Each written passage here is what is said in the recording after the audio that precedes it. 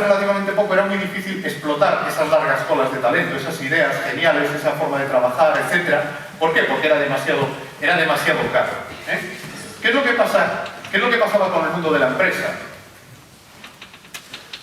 Esto es como yo represento el ecosistema, yo lo llamo ecosistema empresarial analógico. Lo que vivíamos hasta hace poco era un sistema de este tipo. Si vosotros representabais las empresas, su frecuencia, su abundancia con respecto al tamaño, el número de empleados, actividad económica, os encontrabais en una situación asimétrica. Teníamos un montón de emprendedores, creadores muy pequeños, demasiado pequeños, que trabajaban de una forma más o menos aislada y que por lo tanto tenían una relación asimétrica de dependencia con los grandes. Había unos pocos grandes que eran los que dominaban la situación. Muy difícilmente un emprendedor o un grupo de emprendedores conseguían la masa crítica para dar el salto. El gran problema era cómo dar el salto, con lo cual nunca conseguían economías de escala. Y vivíamos en el mundo de las economías de escala. ¿Qué es lo que ha pasado? ¿Qué es lo que ha pasado en esta transición? ¿O qué es lo que está pasando, mejor dicho, en esta transición? Pues fijaros, este era el esquema del talento que os planteaba antes. Pues resulta que esa gran cola ahora empieza a aflorar. Ahora, por ejemplo, aparecen muchos amateurs con un enorme talento, con una enorme capacidad creativa, que ahora son capaces de producir conocimiento, producir obras, producir cualquier tipo de elemento y llevarlo al mercado. Sea un mercado en el que haya un pago o no haya un pago. ¿Y qué le pasa a las empresas? Los emprendedores ya tienen otra forma de alcanzar masa crítica, que no es convertirse en una gran empresa, sino trabajar en red.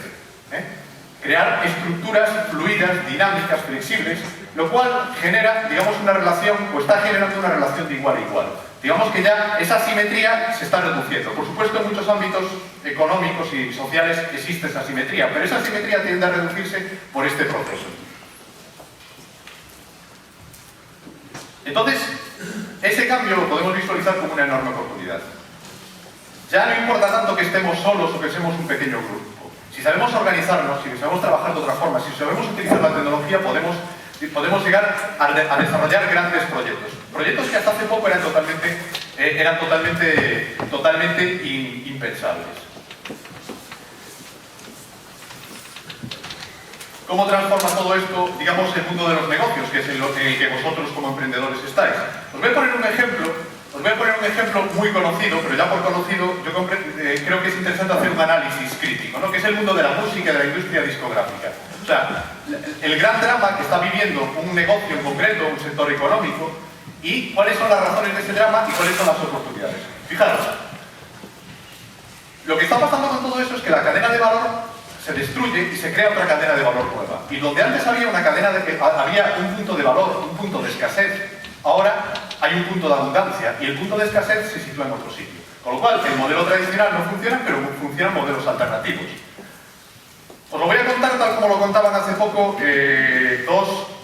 dos practicantes de este mundo de la música, que son, los conoceréis muchos, el de la izquierda es Tom York, que es el cantante de Radiohead, que sacaron ahora un disco del que voy a hablar ahora, y el otro es un personaje muy conocido en el mundo del arte y de la música, que es David Byrne, que es el de Talking Heads, y bueno, ahora está preparando una exposición en Reina Sofía. Es un personaje curioso que ha vivido toda la evolución del mundo de la música, como músico, como productor, etc. A todos los niveles. Bueno, hace poco publicaba un artículo y constataba una serie de hechos. Lo primero que decía, cada vez se vende menos música, es cierto, el negocio va para abajo, pero ojo, sin entrar en detalle, la mayor parte de la que se vende es digital, ya no es analógica.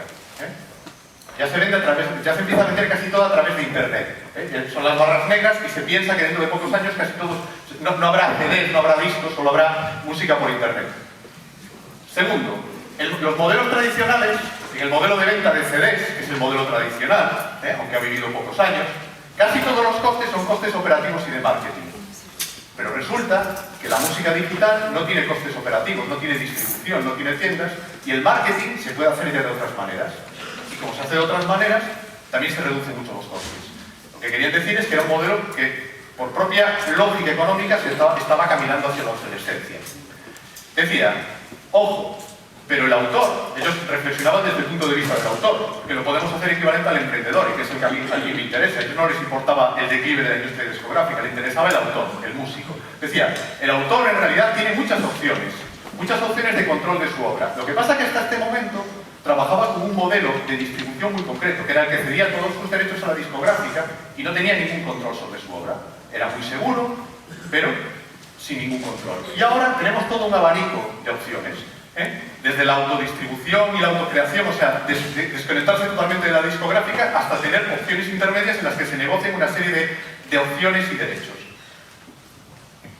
Claro, esto choca frontalmente con el modelo tradicional. Esta es una fotografía, lo conoceréis a otro personaje importante del mundo de la música, el cantante de U2, con uno de sus agentes solicitando la extensión del copyright. O sea, digamos, choca contra un modelo que está obsolescente, que va declinando y la única salida que encuentra es aumentar su protección legal para evitar que ese nuevo mundo que se le viene encima le coma parte de su negocio, ¿no? Hace poco, entonces, en el fondo, están defendiendo un modelo que es el modelo de vender CDs, de vender cajas de plástico, sin darse cuenta que las cajas de plástico ya no tienen razón de ser. Corren el riesgo de que le pase lo que le pasó a Robin Williams, bueno, no a Robin Williams, que no sé cuántos millones de sus CDs se utilizaron para pavimentar una autopista en China, porque no conseguían, habían producido tantos millones de CDs que no tenían venta en ningún sitio y al final los colocaron en una carretera. Era la mejor opción que tenían, la mejor opción de compra. Por cierto, que apareció en una revista digital musical, que es curioso, ¿no? Y ante eso, ante esa respuesta y la respuesta de grupos como Radiohead, no es un ejemplo extrapolable directamente, que lo que hacen es de repente, digamos, distribuir libremente su disco en internet y ofrecer que el usuario lo compre por el precio que crea conveniente. No es un modelo sostenible, era una provocación, pero una provocación que funcionó razonablemente bien. Y a partir de ahí se ha generado un debate, un análisis. Ahora Coldplay está haciendo un poco lo mismo. Y fijaros, hace poco se publicaban datos y decían, ojo, que el mundo de la música no es que vaya mal, lo que va mal es la venta de CDs, que es lo único que desciende, no hace falta que os veáis los datos con detalle, pero todo lo que es el ecosistema comercial que hay alrededor del mundo de la música está creciendo enormemente. Lo que pasa es que ahora el negocio está en otros sitios, en otros puntos de escasez, los conciertos en directo, las licencias de la música para películas, para videojuegos, etcétera, etcétera. O sea, todo un ecosistema muy complicado. Yo entiendo que haya músicos que no les apetezca meterse en este mundo y a otros sí. Pero fijaros cómo, lo que me interesa aquí es cómo se reconfigura totalmente ese proceso. Entonces tenemos que empezar a pensar con modelos totalmente nuevos. Tenemos que pensar en cómo ahora se distribuye el valor, cómo fluye ese valor económico y dónde nosotros podemos captar ese valor. ¿Dónde está nuestro negocio? Y a lo mejor nuestro negocio no está en fabricar plástico. Nuestro negocio ahora puede estar en otros sitios, en dar conciertos o en, digamos, licenciar nuestra música para alguna otra razón. Incluso hay gente que empieza a hablar, el mismo de la larga cola empieza a hablar de la economía del regalo. O sea, empieza a decir que Internet necesariamente lleva costes marginales cero, con lo cual lo que hay que buscar son esos puntos de escasez, que a veces están en la propia red y a veces están fuera de la red.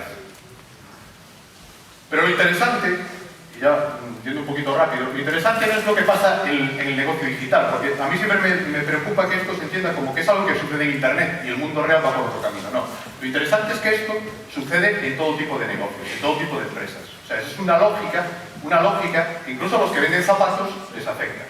Y el negocio de los zapatos parece que no tiene mucha relación con el negocio de la música. Pues parece ser que sí que tiene bastante relación. Y surge ese modelo en red de empresa abierta, hay gente que lo empieza a llamar empresa 2.0, bueno, son etiquetas que tampoco nos tienen que preocupar demasiado. Y fijaros lo que le está sucediendo a las empresas y lo que le debe suceder a los emprendedores también.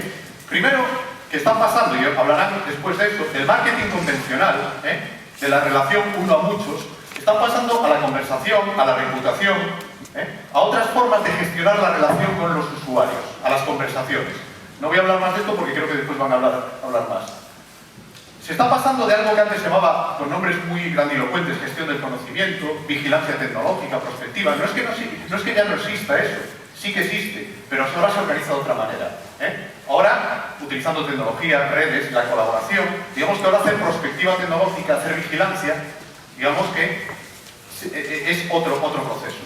Incluso la CIA está dejando de mandar sus espías, que también los manda, a Oriente Medio, y está empezando a tener espías que trabajan mediante tecnología, que están utilizando fuentes de información pública. Una organización como la CIA es una organización intensiva en el uso de la información y del conocimiento.